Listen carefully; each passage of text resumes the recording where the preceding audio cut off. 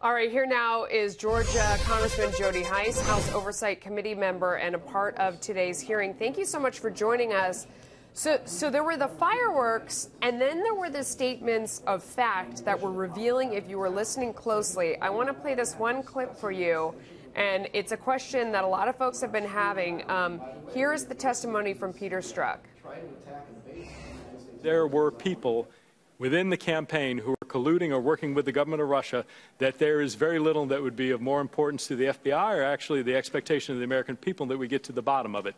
The American people, I think, expect that. Frankly, any presidential candidate who might have that going on in their campaign, I think, would want to know about that and have the FBI get to the bottom of it. Yeah, what was that last part?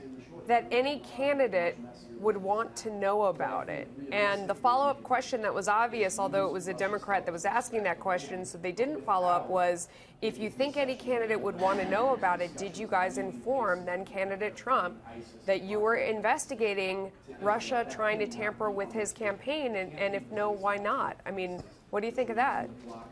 Yeah, I mean, there are multiple questions that are emerging with this, even the fact that there appears to be more than one copy of the dossier which started this whole thing, and it in itself has multiple question marks and red flags that go up, and so you're bringing up a great point. This is raising many questions that we need to get to the bottom of this, and quite frankly, Peter Strzok is being masterful at avoiding answering the questions. In fact, in my opinion, his attitude and his unwillingness to be straightforward in his answers is exactly the attitude that we've gotten from the FBI in requesting them to turn over documents for months and months and months and months.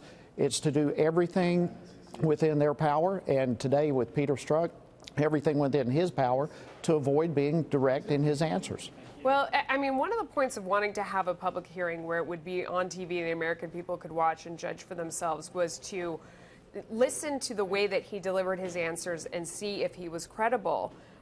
You know, there was one question, you know, where we will stop it, and it was Trey Gowdy who was saying, you know, what did that mean, we will stop it? Were you going to stop him from being president of the United States? And Peter Strzok said that he meant we, as in the American people, and we will stop it, he meant by voting.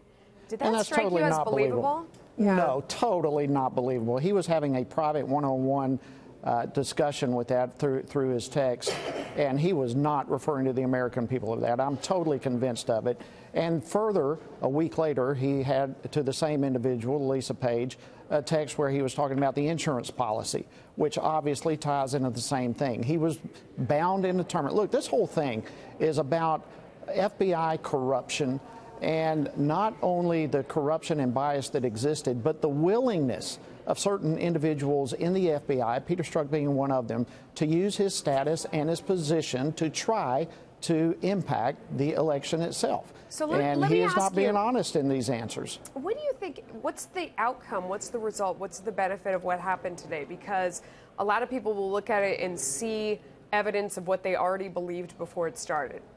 Yeah, I mean, that's the problem when you have a witness who is not forthcoming in his answers. Everyone goes away basically with no real new information. But I can assure you this, Melissa, we're going to go into that. We will take every step possible to get to the bottom of this.